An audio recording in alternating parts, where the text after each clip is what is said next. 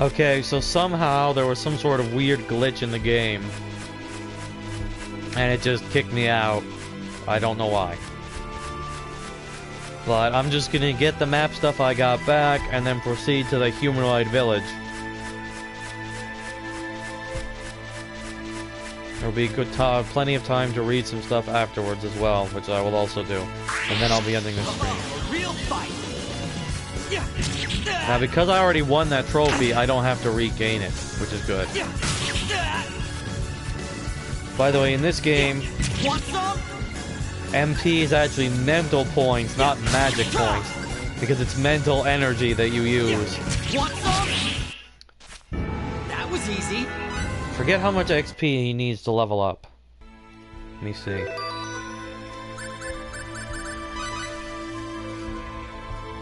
That's Fate's little anime thingamajiggy. Let me see. He needs 9 XP to level up, and he has a total of 1 XP. That's right, none of the enemies actually granted him XP in the previous parts of the game. So you can't actually finish...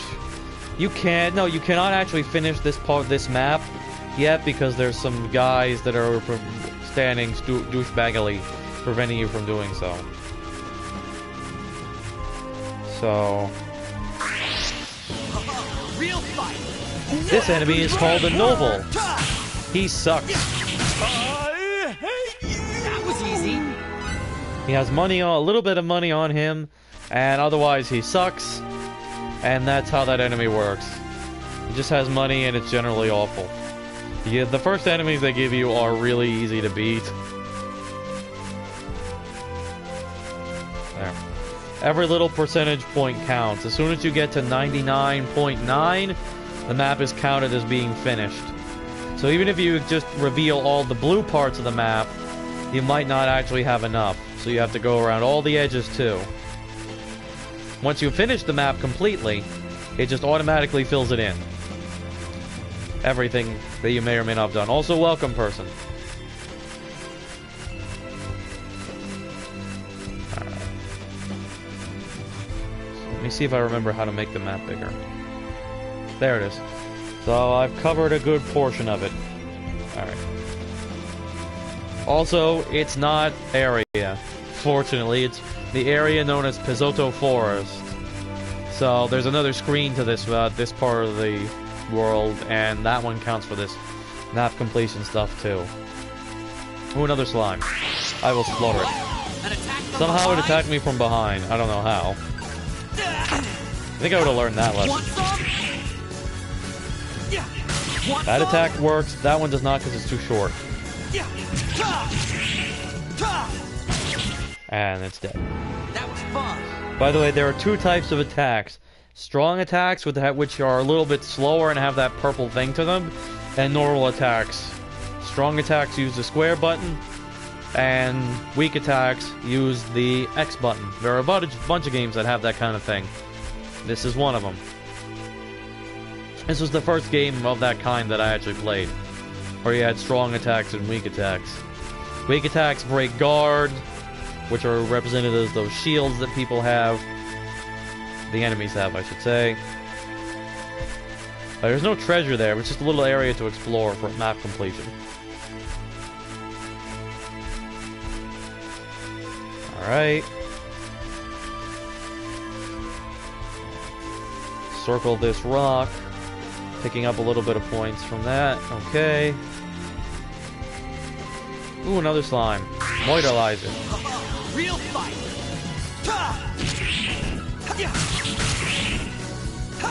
Want some? I don't know how I missed. The slimes are so small, it's hard to hit them. That was easy. It helps to be...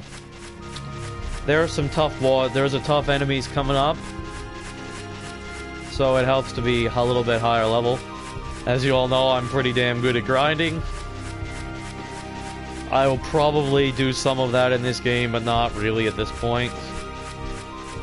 If I ever do grinding in this game, I usually only do it to get Fate up to like level 3 before fighting the boss.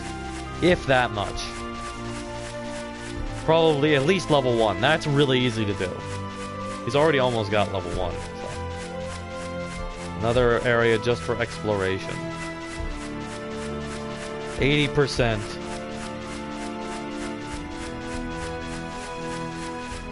Hopefully, cross your fingers.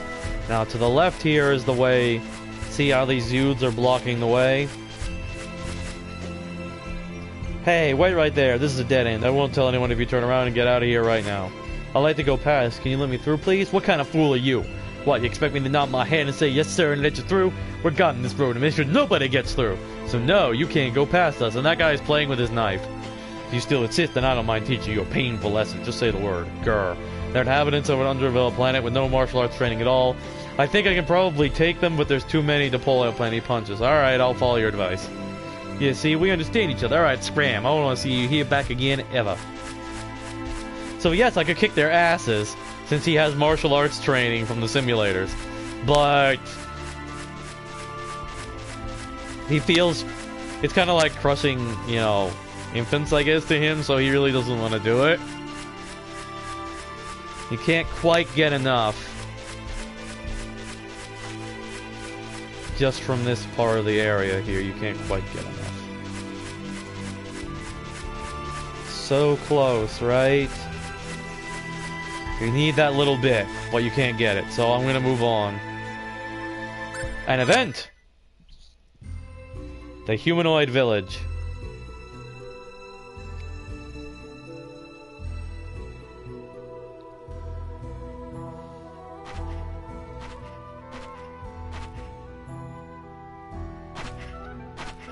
Welcome, person.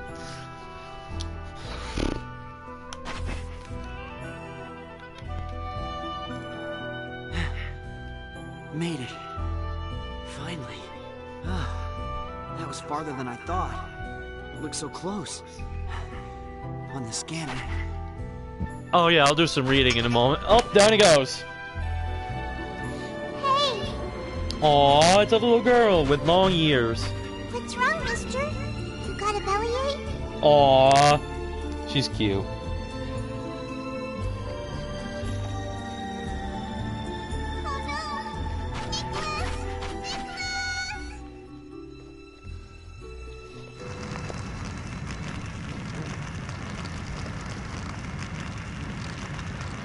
Guys! A dream. Great.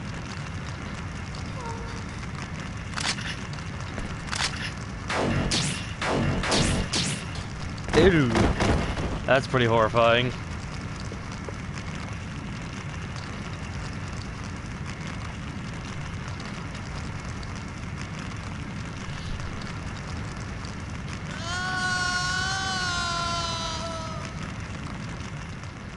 That's a pretty horrible noise, but...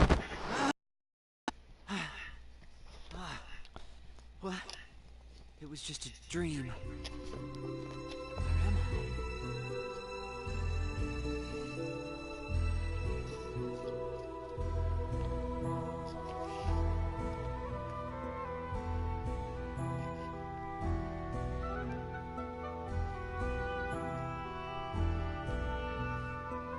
Wait, I'm on a backwater planet. Did someone rescue me?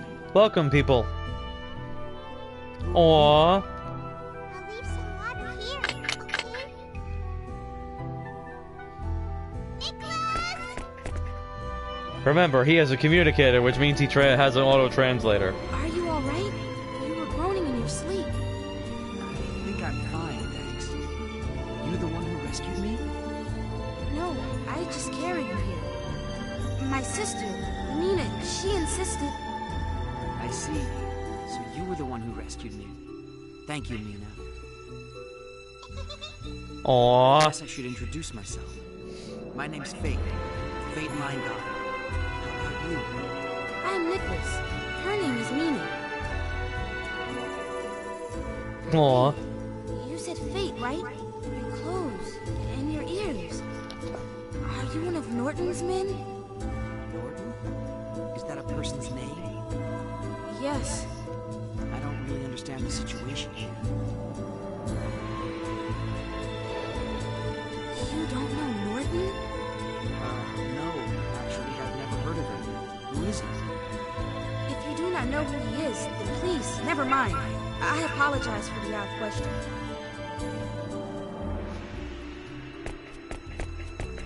You still need to recover your strength.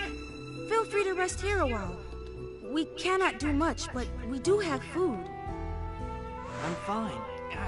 No, really. Arg, my shoulder. No!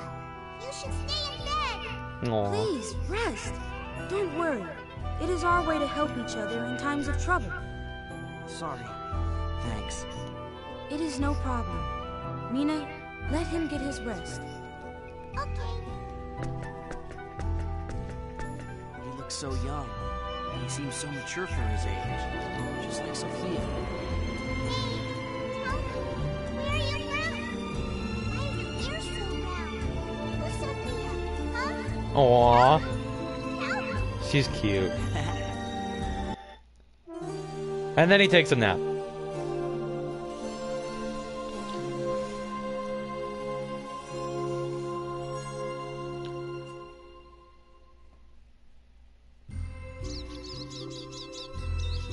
It's already afternoon.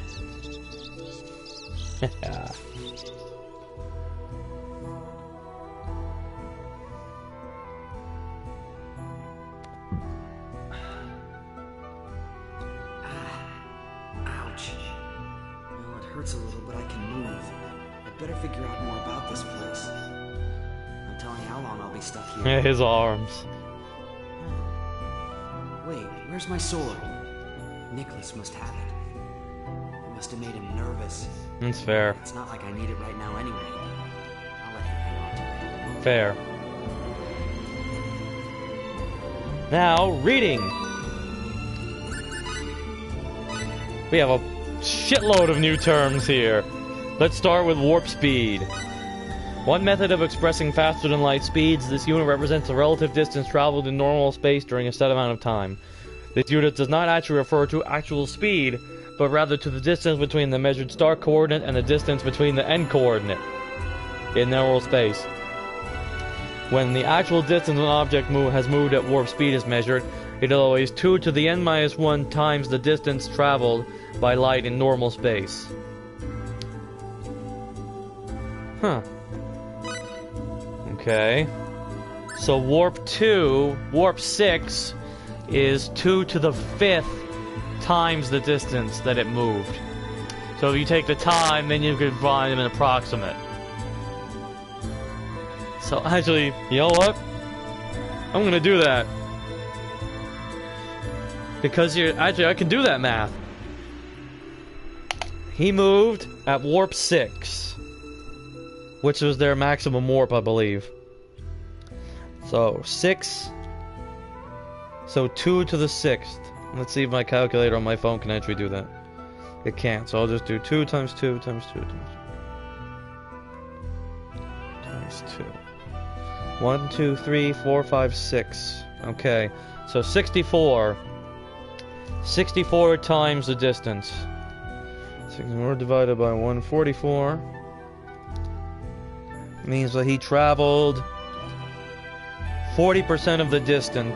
0.4 repeating.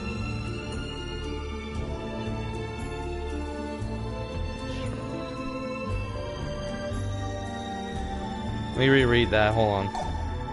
That's all gonna be under miscellaneous, under warp speed.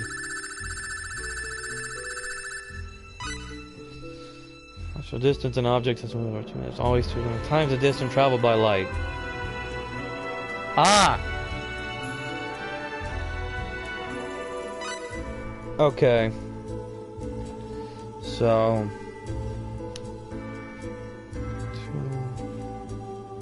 I forget the, I'm gonna have to look up the exact thing of light speed. It's been a while since I did this kind of problem.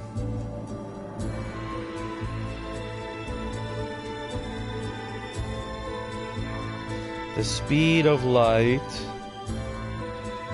in miles per hour. I'm gonna do it that way.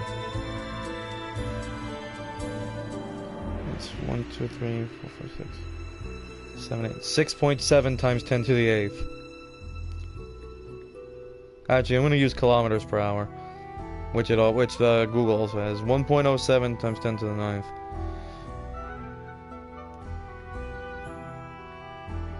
Two, 3, 4, 5, 6, 7, 8, 9.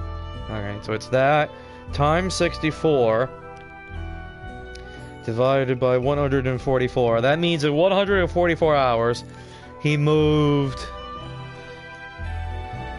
444 million miles. Million kilometers.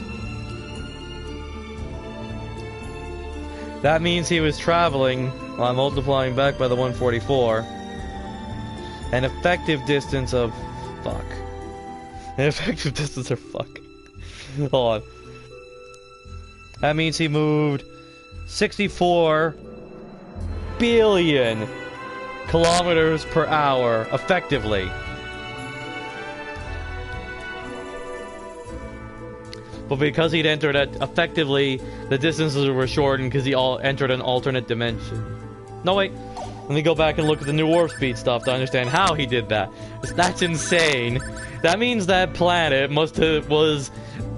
That means from his point, that planet was 64 billion miles away. Alright, hold on. Gravitic warp field, a special field that's projected in the direction of travel via gravitic warp. The space inside this field is compressed to a much greater degree than ordinary space, so ships and other objects can exceed the speed of light relative to normal space. Trapping the ship in gravity and compressing it, it makes the points, it makes the relative distances between point A and point B shorter.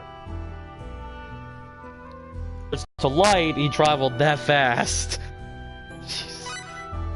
Anyway, the escape pod is a small pod used for escape in emergency situations. Federation law requires all ships in the Federation to carry more than enough pods to carry the maximum number of crew and passengers. More than enough. It's the best idea I've ever heard. If they'd done that... Well, they were actually required to do that on the Titanic. They just didn't bother. Why bother bringing enough lifeboats when your ship's unsinkable?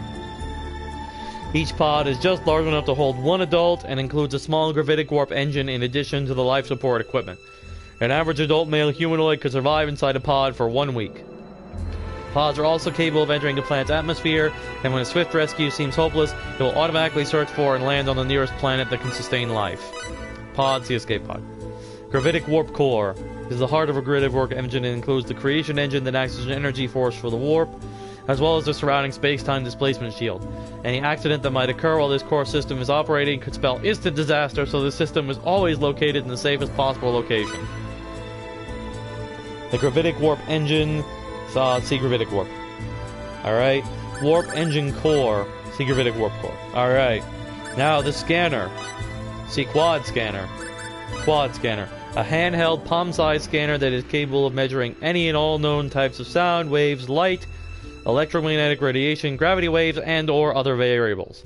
Since this scanner is also capable of emitting a variety of different wavelengths, it can handle nearly any biological, geological, or environmental or any other surveying task all on its own. See, it has four different things it can do. That's why it's a quad scanner. It's exactly equivalent to the tricorder. This universe is equivalent to the tricorder. The replicator. A device that generates matter by configuring basic materials according to a molecular template stored in the database. In other words, it actually, unlike the replicator, which... No, the replicator does create, it does the same thing. It's the same thing as the Star Trek replicator.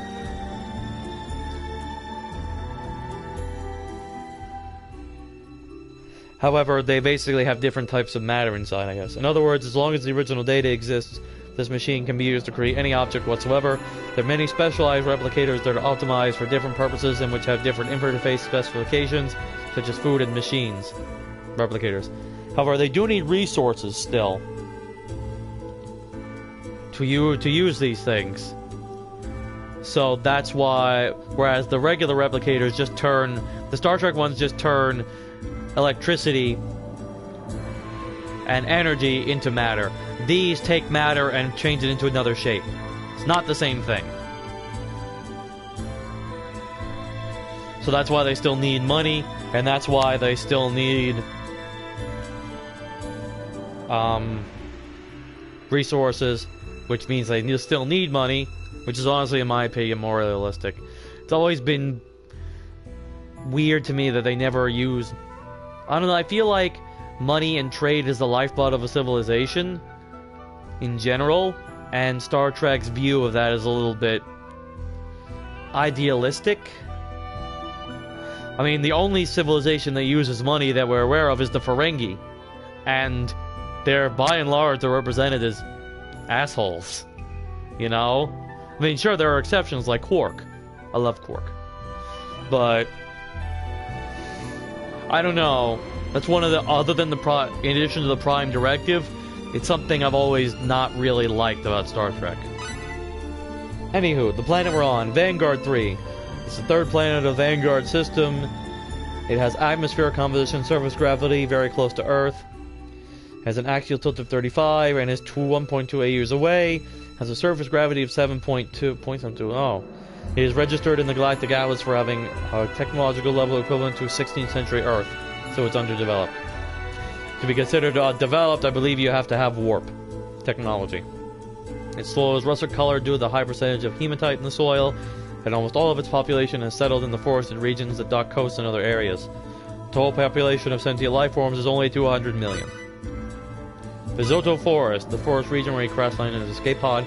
Very secluded region, even for Vanguard 3, and there's little reason to visit it, only a few local inhabitants ever do.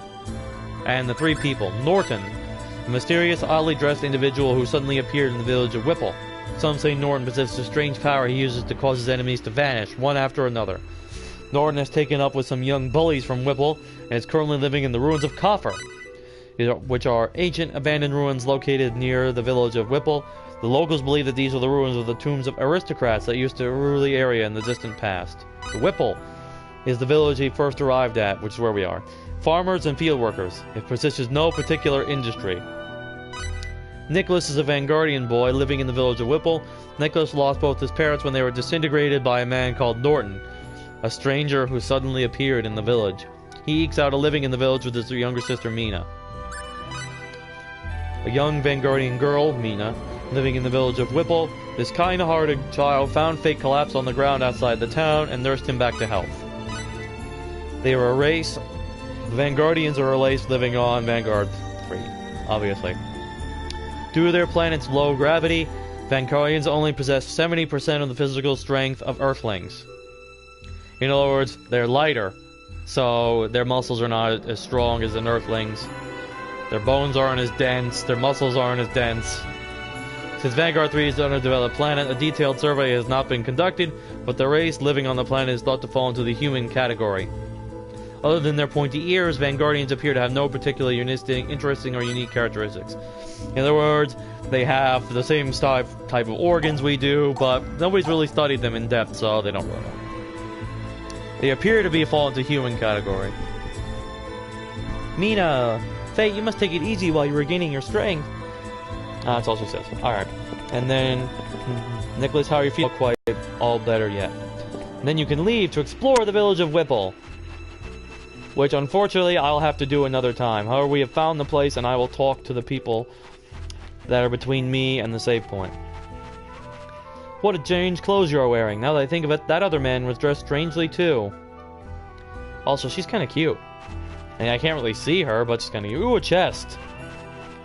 That's right, you can take items from places in this game. Just like the other ones. Okay, just like other JRPGs. Alright, this house has an old man. There won't be anything left to plunder if there's no one to work the fields. You'd think even thugs like them would realize that. Oh, great. And there's another house, which I managed to figure out how to walk into. There's a person up here. That son of mine, he does such foolish things. I wonder where I went wrong raising him. Grr. Who are you? Ah, you're that young man Nicholas and Mina found collapsed in the forest. Well, what is it? Something you want from me? What? You got some business with me? Oh, that's all he has to say. Well, considering he's an obstinate man, he's kind of a... I can see how he may have gotten raised. The kid may have gotten raised wrong, but the kid's still the one who chose to do that shit, so... Alright. Oh, this is actually the village chief's house, which is where I was trying to go. So let me talk to the village chief. Here he is. Recently, a sinister stranger settled to the west of our village. Our lord refuses to send villagers to such a remote village as ours. Perhaps the stranger knows this. They have constantly been at his mercy. That is why the people here are so wary of strangers. I am sorry they are treating you so brusquely, but you must understand our situation. Even some of our young folk have gone off with the stranger. Honestly, what fools they are. Welcome, people. But there's another save point right here, and that is it for me today. I have to install a computer part into ByteByte's computer, which I agreed to do. So, and I have to fill out some paperwork because they've decided to initiate this new system for grants here in New Jersey, which is where I live. So I have to fill out this document and hope that it doesn't screw me out of my school funding. Which it might. So I have to end here, unfortunately. Tomorrow... I should be on tomorrow for a short while. I will tweet if I'm not. I won't be on Sunday, so I'll see y'all again on Monday or tomorrow. Signing off. Oh. And, you know, like and subscribe and all that if you like what I'm doing. Check out my other videos, too.